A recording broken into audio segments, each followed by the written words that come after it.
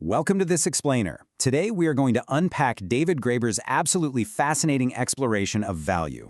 Have you ever stopped to actually think about what the word value really means? I'm not just talking about the price of your coffee this morning, but the fundamental concepts that govern how we interact with objects and, honestly, more importantly, with each other. Today, we're exploring some mind-bending anthropological theories drawn from Graeber's work that might just make you rethink human motivation entirely. Here's our quick roadmap for today. We'll start with the confusing definitions of value, move through the traps of traditional economics, unpack the difference between gifts and commodities, and finally, look into the Melanesian mirror. Let's jump right into Section 1, the puzzle of value. We throw the word value around all the time, right? But this single word actually masks three totally different ways of looking at human existence. First, we have the sociological stream. This is all about the meaning of life, our ideas of what's ultimately good and desirable.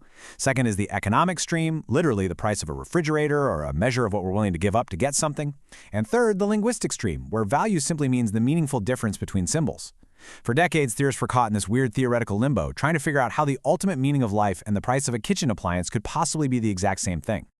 Moving right along to Section 2, the economic trap.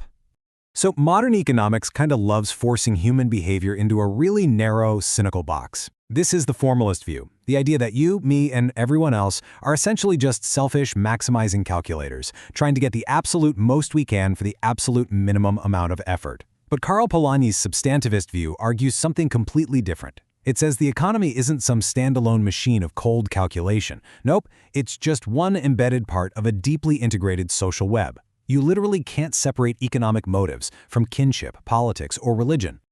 To see just how limited that cold, calculating view really is, look at the Trobriand islanders of the Western Pacific, who were observed by the anthropologist Bronislaw Malinowski. He noted that these islanders poured massive amounts of time and energy into wholly unnecessary effort. Well, unnecessary from a strictly utilitarian perspective anyway. Even more surprisingly, the vast majority of what a man harvested didn't even go into his own pantry. He grew it all, just to give it away to his sister's husband. I mean, these guys would spend endless hours making their yam gardens perfectly tidy and visually stunning, and then they'd even let half the yams rot. Seriously, the goal wasn't actually to eat them. It was a total rejection of the economic man. The intense labor was all for social display, for pride, and to build complex community alliances. It proves we aren't always inherently selfish calculators. Sometimes our absolute greatest efforts are entirely about building our community relationships. Which brings us to Section 3, gifts versus commodities. Now this brings up a rather uncomfortable question about exchange. Are gifts really just a disguised power play? Some critical theorists looked at the tradition of gift-giving and came to a pretty dark conclusion. They argued that even a seemingly selfless gift is actually just a calculated game where generosity is the camouflage. You give a gift to show off your wealth and put the receiver in your debt. It's the argument that even in a gift economy, people are secretly just selfishly calculating their own advantage. But anthropologist Christopher Gregory offers a much more profound lens for us to look through. Instead of assuming everyone is secretly greedy, he contrasts the very nature of these economies.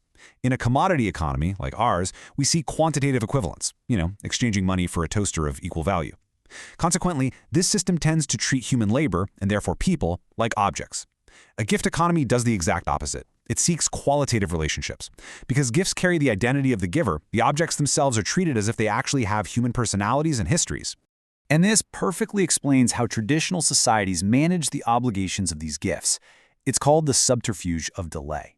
Unlike buying a coffee where you hand over cash immediately, traditional gift exchange relies on a lapse of time.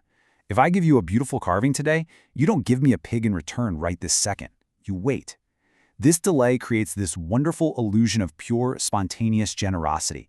It masks the underlying obligation and makes the exchange feel warm and human rather than like some rigid legal contract.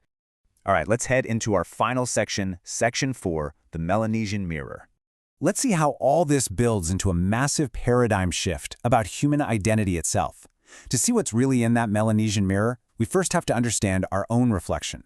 Western individualism operates on a deeply ingrained assumption. We believe that every single individual has a unique, creative inner core, a fixed personality. And because we own our unique selves, we naturally assume we own the rights to the products of our labor. We view ourselves as independent units moving through the world, trading our property. To us, it just feels like basic common sense. But Marilyn Strathern's work in Melanesia introduces a concept that will literally turn your understanding of selfhood completely upside down. It's called the partible person. In this framework, people do not assume there's a single, isolated, unique core hiding inside of you. Instead, you are a composite. You're a collection of past and present social relationships. You are a mother, a sister's husband, a representative of a clan. You're this bundle of potential identities, and these identities only exist when they are pulled out and made visible by other people. So how does this completely redefine our core topic of value? Well, if you are a composite of relationships, then value is not some inherent property hiding inside an object or a person. Value exists strictly in the eyes of another. When someone looks at you and focuses on one specific aspect of your relational identity, they are giving it value by making it visible. In this framework, you quite literally cannot define your own value. Your value is the meaning someone else gives you by pulling one of your hidden relationships right into the spotlight. Let's make this abstract idea tangible. Take the Melpa pig from Mount Hagen. In our Western mindset, a pig is just meat, or maybe an asset with a specific market weight and monetary value. But to the Melpa people, that pig literally embodies a social relationship. It is the physical, visible product of the relationship between the husband and wife who spent their time cultivating the land and raising the animal together. Its value is the actual human relationship it represents. So, let's see how this translates into their actual process of exchange. If objects are relationships, then giving a gift isn't about throwing away your personal wealth. It is fundamentally an act of extraction. First, the person receiving the gift recognizes the object as a product of past relations. Second, they have to convince the giver that this piece of their identity is detachable. And finally, they extract it, pulling that piece of identity away from the giver to forge a brand new, incredibly powerful social bond between the two of them. Which brings us to the end of our explainer today, and I want to leave you with a final, really provocative thought. If we step outside our rigid Western economic assumptions, if we aren't, in fact, just isolated, calculating machines desperately trying to accumulate personal wealth, then what precisely are we? Are you simply an individual standing alone in a marketplace, or are you, ultimately, nothing more and nothing less than the sum of all the people you're connected to? I'll leave you to think about that. Thanks for joining me.